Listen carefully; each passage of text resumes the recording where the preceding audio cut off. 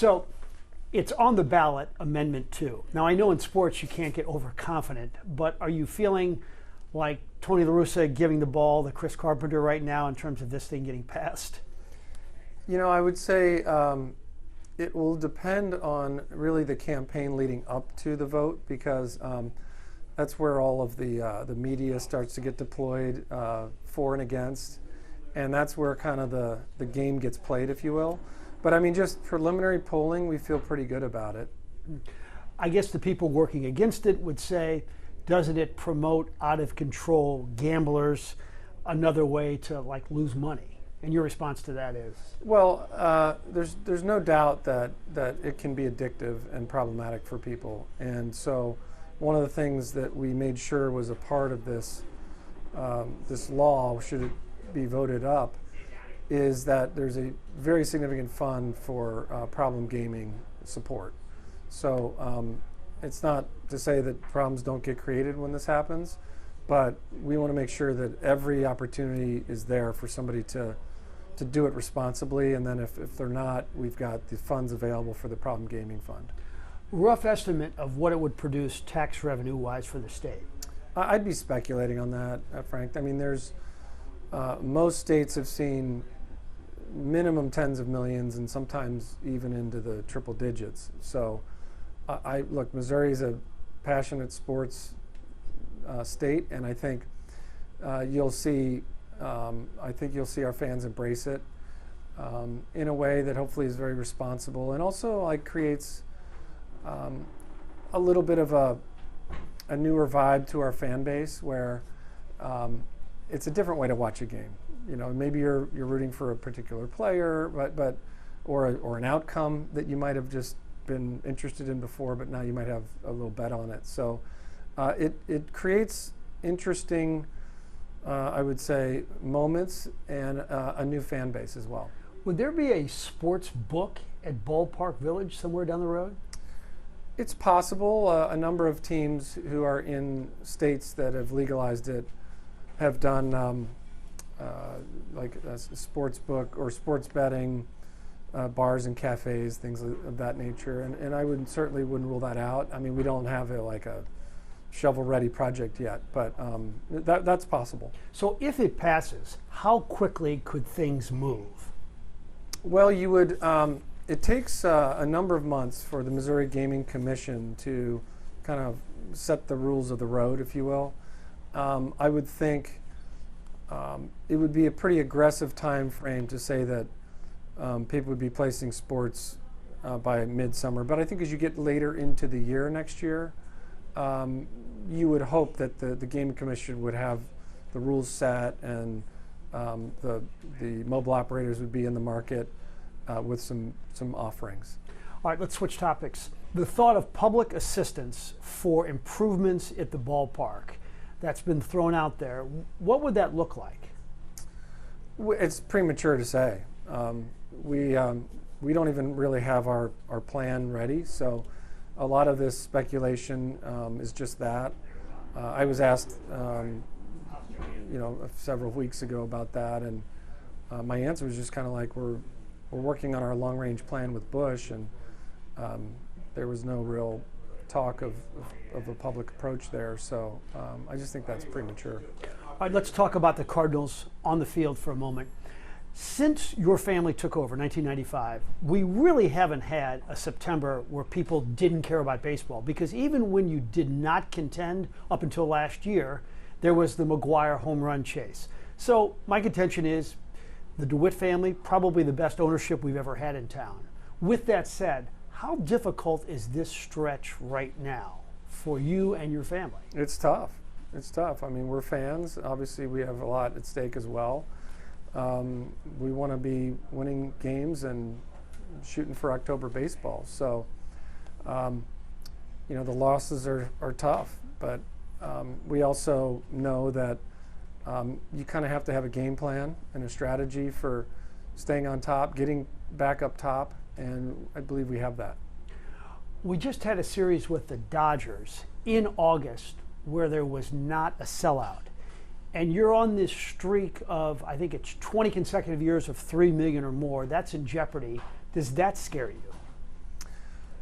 I wouldn't say it scares me. I mean, look, we know that the best marketing is a winning team. And so if you are struggling on the field, you're going to struggle at the gate. Now, it's all relative. We still figure to be a team that's probably in the top 10 of attendance this year, which is great. I mean, a tribute to our great fans after a soft year last year on the field. You know, they still are showing up. So, but for us, where we're used to 3+ million and you can just pencil it in every year, you're right, that is now in question. We've got to do a better job of marketing and of maybe making some improvements to the game day experience. All those things that are in our control, at least on the business side of things, we're going to be taking a hard look at this off season. We need to work on our season ticket holder value proposition. Last year we added a discount to concession pricing for those who renewed with us. We'll take a look at that again this year. That was very well received. A bunch of other things that I think we can work with our brokers a little bit differently, I think, so that we can hopefully preserve the value of our tickets on the secondary market, which is really important for our season ticket holders, many of whom will buy season tickets and lay off, let's say, a portion of those in the secondary market. So we want to do what we can to try to get that pricing a little bit stronger. So there's a lot of things we can do, and we will do, to try to work around what has been a disappointing season so far. So your dad is truly a baseball guy, looks at the box scores of all your minor league teams. I'm wondering, at age 82, is the passion still as much there right now as it was when he took it over in 1995? If anything, it's more.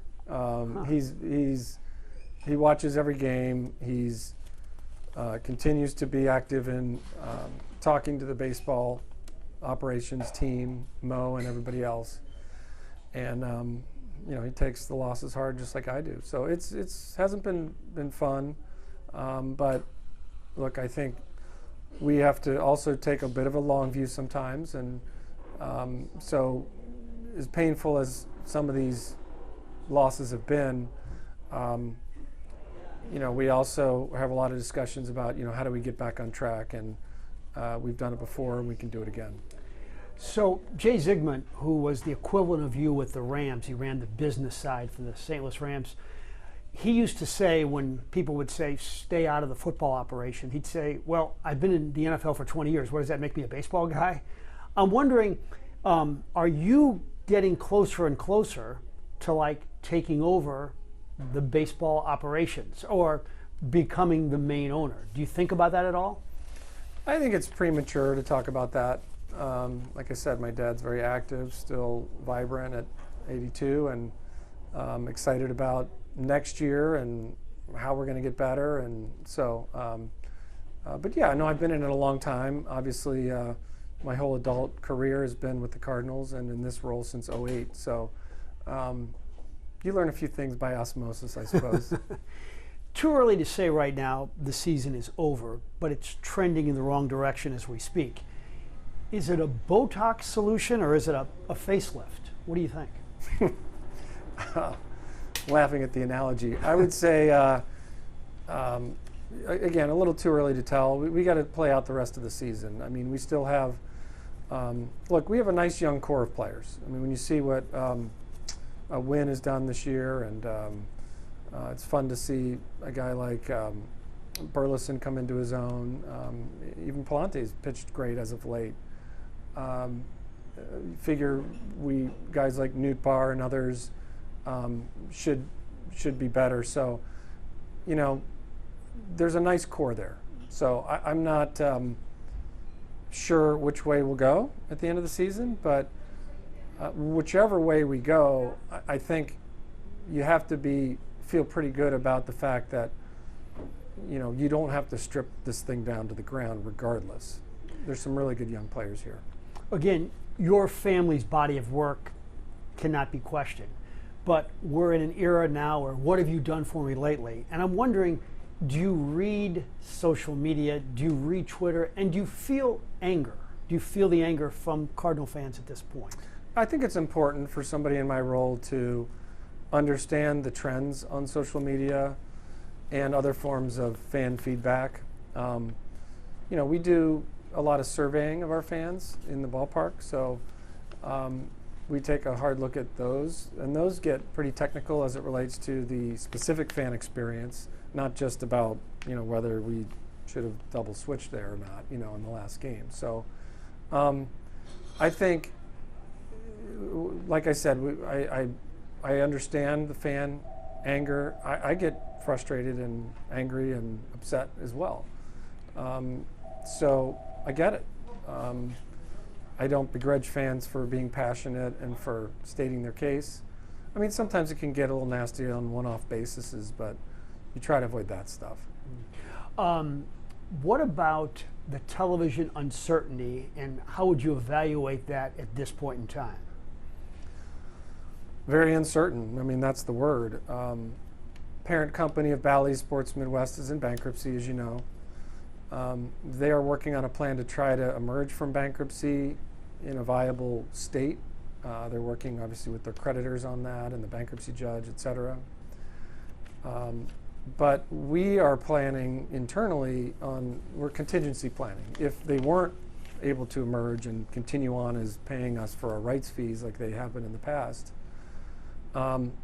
we would need to perhaps, our rights may come back to us as an example, and we would have to do it ourselves. So working with Major League Baseball, they've helped a couple teams already in that effort when that's happened. We've talked to the Blues a little bit about what that could look like if we wanted to do something with them. So everything's on the table with this situation. It's very fluid, and I think we should know in the next month or so about whether they will emerge from bankruptcy in kind of a status quo situation, or whether we might need to do something a lot different. I know fans want the Cardinals to spend, and right now you're spending about $180 million. You're roughly 12th in Major League spending right now. If this trends the other way, and if this does not go well, would spending for free agents be a real viable option? Because we're the Cardinals and we can't have 3 bad years in a row. It's speculative. I think we got to see how the season plays out. But look, we're always trying to get better. If it's free agency is the most obvious way that sort of fans understand it in terms of in the off-season hot stove. But you can also improve through player development. You can improve through trades. You can improve through the draft. And we're pushing on all of those angles. I mean, what we've seen is not acceptable for us, so we have to do better. Yeah, are you concerned when you mentioned player development, because this was an organization that just churned out prospects, and we see fewer and fewer, especially in the pitching end? Yeah, I mean, we look at our trends. We see what's going on. We've had some notable players in our organization do better elsewhere. I mean, those are all things that are obvious to fans, and they're certainly obvious to us. So, that's part of the process of seeing where we can improve. Final thought, what would it mean to your family to win a 3rd World Championship? Hard to put in words. I mean, over a long period of time, you would hope to have a bunch of different runs of success, right? We've been able to maintain success for a long stretch. Now we're going through a little period here. But if we could get all the way back to the top of the mountain, it'd be unbelievable.